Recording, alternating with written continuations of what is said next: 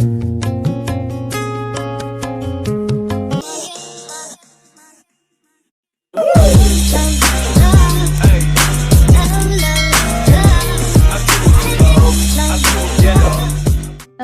Friend, তোমরা সবাই কেমন আছো? আশা করি অনেক ভালো আছো। তো আমি আলহামদুলিল্লাহ অনেক ভালো আছি। তোমাদের সাথে আবার একটা ভিডিও নিয়ে চলে এসেছি। এটা কোনো ভ্লগ না, এটা হচ্ছে আমার 500 সাবস্ক্রাইবার পূরণ হচ্ছে, তাই আমি একটা ছোট্ট সেলিব্রেশন করেছি। ছোট্ট, বেশি কিছু না, তো তোমাদের সাথে সেটা শেয়ার করেছি।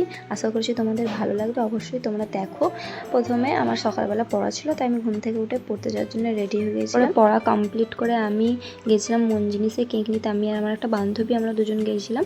তো কেক নিয়ে বাড়ি চলে এসেছিলাম। তারপর বাড়ি এসে আমি খাওয়া দাওয়া করে নিয়েছিলাম। যেহেতু আমি সকাল থেকে এসেছিলাম, তো আমি দুপুরবেলা সেলিব্রেশনটা করেছিলাম। আমি আমার একটা ভাইকে আর একটা বোনকে ডেকেছিলাম।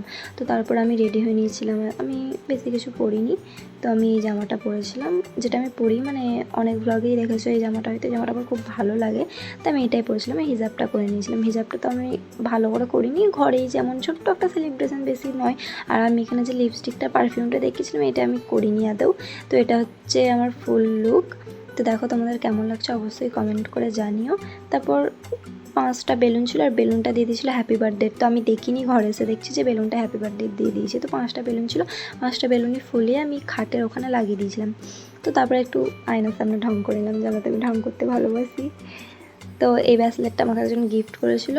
তারপরে এই যে বেলুন ফুলানো কমপ্লিট হয়ে গেছে। তারপর আমি কেকটা তোমাদের সাথে শেয়ার করছি। কেকের ওপরে আমি 500 ফ্যামিলি লিখেছিলাম। তো 500টা ঠিক আছে, ফ্যামিলি বানানটা দোকান থেকে পুরো ভুল লিখেছে।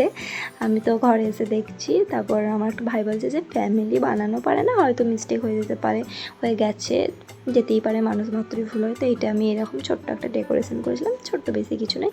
তো এটা হচ্ছে কেকটা।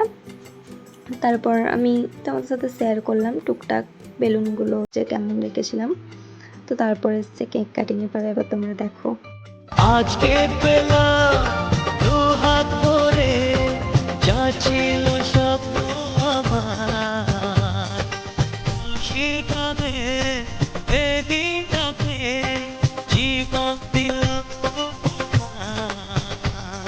আমি ওদের খাওয়াও কেকটা খাইয়ে দিয়েছিলাম। প্রথম আমার বোনকে খাইয়েছিলাম, তারপর আমার ভাইকে গেছিলাম। এরা হচ্ছে আমাকে প্রচুর সাপোর্ট করে, এরা আমার মানে বলতে গেলে যা বলি তাই শোনে।